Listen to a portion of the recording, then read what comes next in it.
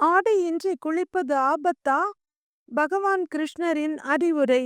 நண்பர்களே, குளிப்பது என்பது உடலுக்கு மட்டுமான சுத்தம் என்பதையும் தாண்டி அது உள்ளத்துக்குமான சுத்தம் என்பதை பலர் அறிய மாட்டோம். அப்படி குளிக்கும்போது எவ்வாறு குளிக்க வேண்டும்?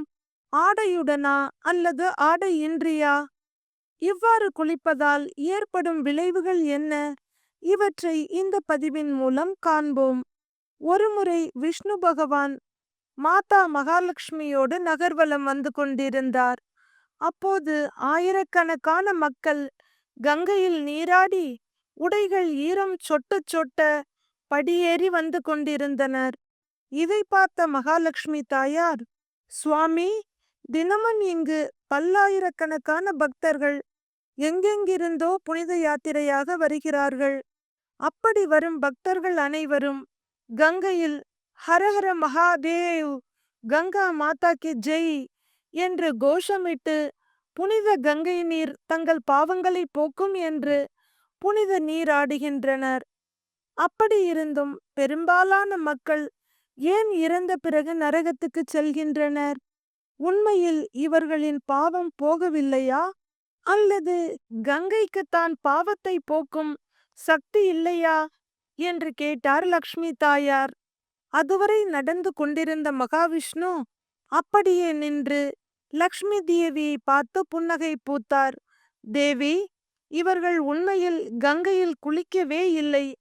பிறகு எப்படி இவர்களுடைய பாவங்கள் இவர்களை விட்டு நீங்கும் என்று கேட்டார். இதை கேட்ட மகாலட்சுமி திகைப்பும் ஆச்சரியமும் அடைந்தார். சுவாமி, எல்லோரும் குளிப்பதற்காக கங்கைக்குள் இறங்குகிறார்கள். பாருங்கள், அவர்களின் உடைகளின் ஈரம் கூட காயவில்லை.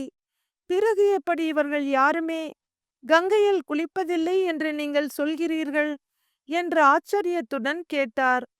தேவி, காசிக்கு வரும் பெரும்பாலான மக்கள் உண்மையில் குளிப்பதில்லை. தங்கள் உடைகளை மட்டுமே நனைத்து கொண்டு வருகின்றனர் என்று சொல்ல மாதா லக்ஷ்மியும் புரியாமல் பார்க்கிறார். சரி வா, இதை நான் உனக்கு தெளிவாக விளக்குகிறேன் என்று கூறிய மகாவிஷ்ணு தாயார் லக்ஷ்மியுடன் ஹரித்வார் படித்துறைக்கு அருகில் வந்தார். அப்போது திடீரென்று பலத்த மழை பெய்தது. மகாவிஷ்ணு தன் உருவத்தை ஒரு வயதான நபராக மாற்றிக்கொண்டார். படித்துறைக்கு மிக அருகில் இருந்த பாதை ஓரத்தில் ஒரு பெரிய சாக்கடை குழி இருந்தது. அடித்த பெரும் மழையால் அந்த பள்ளம் நிரம்பி வழிந்தது. தேவி, நான் இந்த சாக்கடை பள்ளத்தில் விழுந்து விடுகிறேன். நீயும் நான் சொல்வதைப் போலச் சொல்லி இங்கு இருப்பவர்களை உதவிக்கு கூப்பிடு என்று சொன்னவர் குழிக்குள் விழுந்தார். அவர் சொன்னபடியே இளம் பெண் உருவில் இருந்த மகாலட்சுமியும், காப்பாற்றுங்கள், காப்பாற்றுங்கள், என் கணவர் தள்ளாடி நடந்து வரும்போது தெரியாமல் இந்த குழிக்குள் விழுந்து விட்டார். யாராவது இந்த குழிக்குள் இறங்கி அவரை தயவு செய்து காப்பாற்றுங்கள் என்று கண்ணீர் மல்க வேண்டுகிறார். அந்த குழியில் அருகில் நின்று அழுது கொண்டிருந்த மகாலட்சுமியின் அழகுதான் பலரது பார்வையிலும் பட்டது. பெண்ணே, நீ பார்ப்பதற்கு மிகவும் அழகாக இருக்கிறாய். இந்த கிழவனை நினைத்து வீண் கவலைப்பட்டு உன் வாழ்க்கையை வீணடித்து கொள்ளாதே. போ, போய் உன்னுடைய வாழ்க்கையை பாரம்மா என்றனர். மற்றும் சிலர் முகத்தை சுழித்தனர். நாம் இப்போதுதானே கங்கையில் புனித நீராடிவிட்டு வருகிறோம். போயும் போயும் இந்த சாக்கடையில் இருப்பவனையா காப்பாற்ற வேண்டும் என்ற அருவருப்புடன் அங்கிருந்து ஒதுங்கிச் சென்று விட்டனர். ஒரு சிலர் வேடிக்கை பார்ப்பதும் இரக்கத்தை குரலில் காண்பிப்பதுமாக இருந்தனர். சிலர் உதவவும் முன்வந்தனர். அவர்கள் அந்த சாக்கடையில் இறங்க முயன்ற போது மகாலட்சுமி தாயார் அவர்களை தடுத்து நிறுத்தினார். எனது கணவர் ஒரு யோகி. எந்த பாவமும் செய்யாத ஒருவரால் மட்டுமே என் கணவரை தொட்டு தூக்கி காப்பாற்ற முடியும்.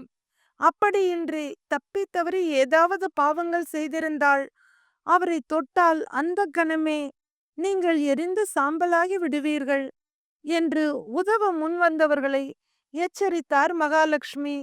இதை கேட்ட அனைவரும் திடுக்கிட்டனர். அவர்களுக்கு வயதான ஒருவர் சாக்கடை நீருக்குள் மூழ்கி தத்தளிப்பதை பார்க்க பாவமாக இருந்தது. பரிதாபத்தாலும் தர்ம சிந்தனையாலும் உதவ முன்வந்தாலும் அவர்களுக்கு தங்கள் உயிரை பற்றிய பயம் இருந்தது. அவர்கள் செய்த பாவங்கள் அவர்கள் மனதில் வந்து படமாய் விரிய அவர்கள் கைகளும் கால்களும் அப்படியே நின்றுவிட்டன. இந்த பெண் சொல்வதைப் போல அவரை காப்பாற்ற போய் தங்கள் உடல் சாம்பலாகிவிடுமோ என பயந்தனர். இதனால் உதவ முன்வந்தவர்களும் மெதுவாக அந்த இடத்தை விட்டு அகன்றனர். இப்படி மக்கள் வருவதும் வேடிக்கை பார்ப்பவர்கள் பார்ப்பதும் சிலர் உதவ முன்வருவதுமாக இருந்தனர். அப்படி முன்வந்தவர்கள் மகாலட்சுமியின் பேச்சை கேட்டு ஒதுங்கிச் செல்வதுமாக நாள் கடந்து கொண்டே இருந்தது. அந்த நாளின் அந்தி சாயும் வேளையும் வந்தது. கிட்டத்தட்ட நீராடிவிட்டு வரும் மக்கள் கூட்டம் வெகுவாக குறையத் தொடங்கியது. அதுவரை யாராலும் சாக்கடைக்குள் கிடந்த அந்த கிழவருக்கு உதவ முடியவில்லை. அப்போது ஒரு இளைஞன் வந்தான். அந்த இளைஞன் பெரியவரை காப்பாற்ற முன்வந்தான். அப்போது அவனையும் தடுத்த மகாலட்சுமி, மகனே, நான் சொல்வதை கேள். எந்த பாவமும் செய்யாத ஒருவரால் மட்டுமே என் கணவரை காப்பாற்ற முடியும். நான் உன் சொல்வது உனக்கு புரிகிறதல்லவா என்று கேட்டார். அந்த இளைஞன் அமைதியாக நிற்க, உன் வாழ்க்கையில் பாவமே செய்யாமல் இருந்தால் மட்டுமே என் கணவரை உன்னால் தொட முடியும். அப்படி இல்லை என்றால் என் கணவரை தொட்ட அடுத்த கணமே நீ எரிந்து பஸ்பமாகி விடுவாய் என்றார் மகாலட்சுமி. இந்த வார்த்தைகள் அந்த இளைஞனின் முயற்சியை தடுக்கவில்லை. அவன் குழிக்குள் இறங்க முயன்றான். உண்மையில் நீ எந்த பாவமும் செய்யாதவனா? உன் கணக்கில் எந்த பாவமும் இல்லையா என்று கேட்டார் தாயார். தாயே, நேற்று வரை நானும் ஒரு பாவிதான். அறிந்தும் அறியாமலும் நிறைய பாவங்களை செய்திருக்கிறேன். ஆனால் இப்போது நான் கங்கையில் நீராடிவிட்டு வருகிறேன். யார் ஒருவர் கங்கையில் நீராடுகிறார்களோ அவருடைய பாவங்கள் அடியோடு தொலையும் என்று சாஸ்திரங்கள் சொல்கின்றது. அப்படி இருக்க கங்கையில் நீராடி வெளிவந்த என்னிடம் எப்படி பாவங்கள் இருக்கும் என்று கேட்ட அந்த இளைஞன் குழிக்குள் இறங்கி பெரியவரை தூக்கி மேலே உட்கார வைத்தவன் தானும் மேலே ஏறி வந்தான். தேவி, இப்போது புரிகிறதா? கங்கையில் குளித்தாலும் ஏன் எல்லோரும் நரகத்துக்கு வருகின்றார்கள் என்று மாறாத மந்தகாச புன்னகையுடன் கேட்கிறார் மகாவிஷ்ணு. சாஸ்திரங்களின் மேல் நம்பிக்கை கொண்டு அதன்படி உறுதியாக நின்ற அந்த இளைஞனை கண்ட இருவரும் மனம் மகிழ்ந்தனர். அவனுக்கு தரிசனம் அளித்து அவனை பரவசப்படுத்தியதுடன் தாங்களும் பரவசப்பட்டனர். இவ்வளவு பெயர்களில் இந்த இளைஞன் மட்டுமே உண்மையில் கங்கையில் நீராடிவிட்டு வருகிறான் என்றார் மகாவிஷ்ணு.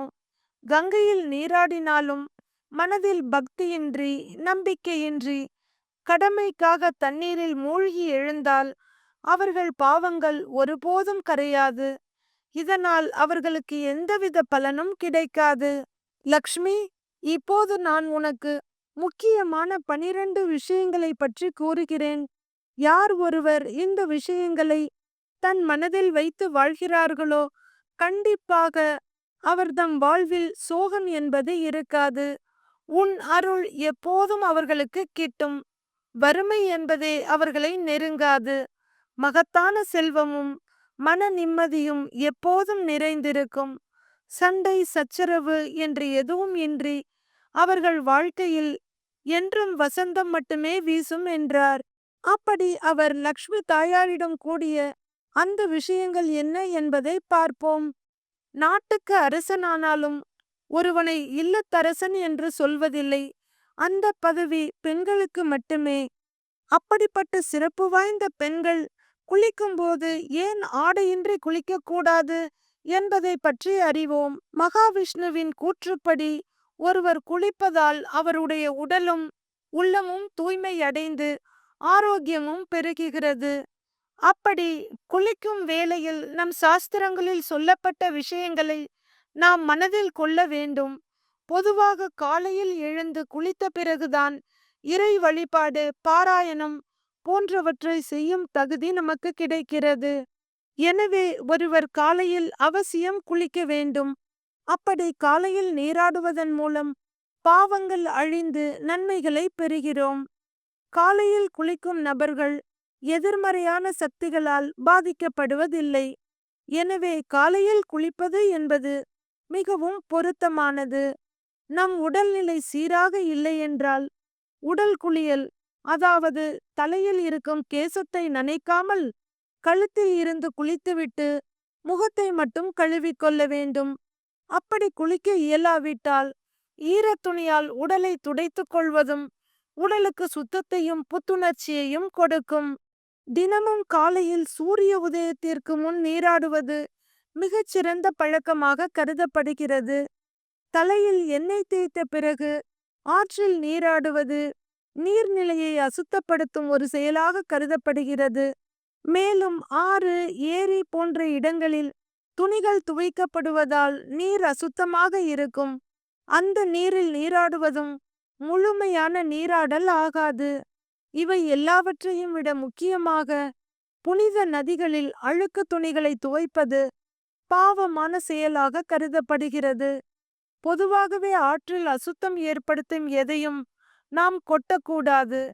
புனித நதிகளில் நீராடும் போது மட்டுமல்ல, நாம் நீராடும் போது நீர்நிலைகளில் முதன்மையான கங்கா தேவியை மனதில் நினைத்து வழிபட நாம் குளிக்கும் நீரில் கங்கையின் பலன்கள் இருக்கும். அதனால்தான் தினமும் சூரிய உதயத்திற்கு முன்பு குளிக்க முடியாதவர்கள் தீபாவளி அன்று அதிகாலையில் நீராடி கங்கா ஸ்நானம் செய்ததாக சொல்கிறார்கள். எப்படி குளிக்க வேண்டும், எப்படி குளிக்கக்கூடாது என்பதை பற்றி பார்க்கும்போது ஏன் நிர்வாணமாக குளிக்கக்கூடாது என்பதை பற்றியும் அறிந்து கொள்ளலாம். எப்படியும் வாழலாம் என்பதை தாண்டி பெரியவர்கள் இப்படித்தான் வாழ வேண்டும் என்று சில நியதிகளை நமக்காக வகுத்து கொடுத்துள்ளனர்.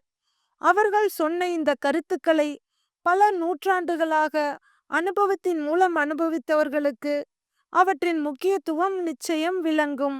அந்த அனுபவத்தை நாமும் பாடமாக கொண்டு அதை பின்பற்ற நற்பலன்கள் கிடைப்பது நிச்சயம்.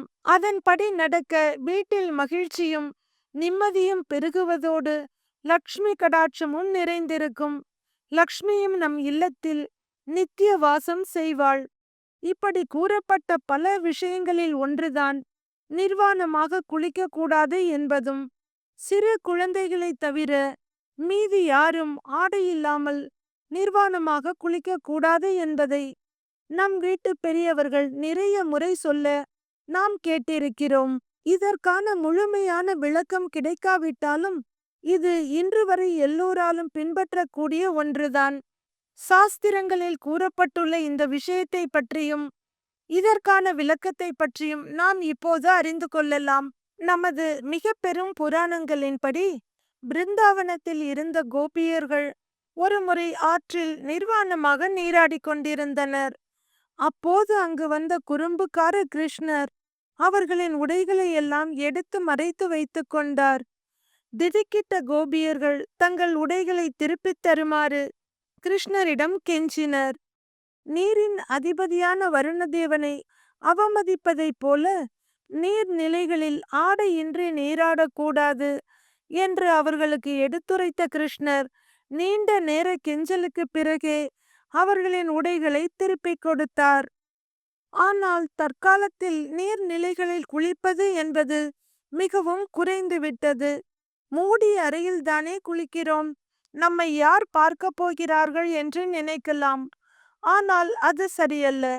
ஏனென்றால் இறைவன் எல்லா இடங்களிலும் எல்லா நேரங்களிலும் நம்மை கவனித்து கொண்டுதான் இருக்கிறார் என்பதை நாம் உணர வேண்டும். அத்தோடு இந்த உடல் பஞ்சபூதங்களால் ஆனது. அப்படிப்பட்ட பஞ்சபூதங்களில் ஒன்றான நீரால் நம் உடலை தூய்மை செய்யும் போது அதற்கு நாம் மரியாதை கொடுக்க வேண்டும். நிர்வாணமாக குளிக்கும் போது நம் உடலை பற்றிய தற்பெருமை உண்டாகும். அது தேவையில்லாத பாவங்கள் செய்வதற்கு அடித்தளமாக அமையும். அது மட்டுமின்றி மனம் மற்றும் உடல் ரீதியான பாதிப்புகளையும் ஏற்படுத்தும். ஆடை இல்லாமல் குளிப்பது உடலிலும் சுற்றுப்புறத்திலும் எதிர்மறையான எண்ணங்களையும் செயல்களையும் உருவாக்குகிறது. இதனால் மனிதர்களின் மனநிலையும் எதிர்மறையாக மாறுகிறது. பஞ்சபூதங்களில் ஒன்றான நீரிடமும் உயிர்களின் ஆதாரமாக இருக்கும் நீரையும் மதிக்காமல் நிர்வாணமாக நீராடினால் தெய்வங்களின் அனுக்கிரகமும் நமக்கு கிட்டாமல் போய்விடும். அதனால் நாம் நீராடும் போது ஓரளவாவது உடலில் துணியுடன் நீராட வேண்டும். அதுவுமின்றி நிர்வாணமாக நீராடுதல் பித்ரு தோஷத்தை உருவாக்கும் என்று சாஸ்திரங்களில் சொல்லப்பட்டுள்ளது. மேலும் நாம் நீராடும் போது நம்முடைய பித்ருக்கள் நமக்கு பாதுகாவலர்களாக இருப்பார்கள். அப்படி நீராடிவிட்டு வரும்போது நம் உடலில் உள்ள துணியில் இருந்து சொட்டும் நீரை அவர்கள் ஏற்றுக்கொள்கிறார்கள். இது அவர்களுக்கு திருப்தி அளிக்கும் ஒன்றாக இருக்கிறது. ஆடையின்றி குளிப்பதால் முன்னோர்கள் அதிருப்தியும் வெறுப்பும் அடைகின்றனர். இதனால் அந்த நபரின் செல்வம், மகிழ்ச்சி, பெருமை அனைத்தும் குன்றிவிடும். இது பித்ருதோஷத்துக்கு மட்டுமல்ல, குலதெய்வத்தின் அதிருப்திக்கும் நம்மை ஆளாக்கிவிடும். இவற்றையெல்லாம் மனதில் கொண்டு நாம் நிர்வாணமாக நீராடுவதை தவிர்க்க வேண்டும். இது வாய்மொழியாக மட்டுமல்ல, நம்முடைய பெரும்பாலான சாஸ்திரங்களிலும் குறிப்பிடப்பட்டுள்ளது. மேலும் எந்த ஒரு பொருளின் அதீத உபயோகமும் கடைசியில் ஆபத்தாக முடியும். அதனால் உயிர் மற்றும் உலக வாழ்க்கையின் ஆதாரமான நீரை மதித்து அப்படி வணங்கத்தக்க நீரை எப்படி பயன்படுத்த வேண்டுமோ அப்படி பயன்படுத்துவோம். நன்றி நண்பர்களே.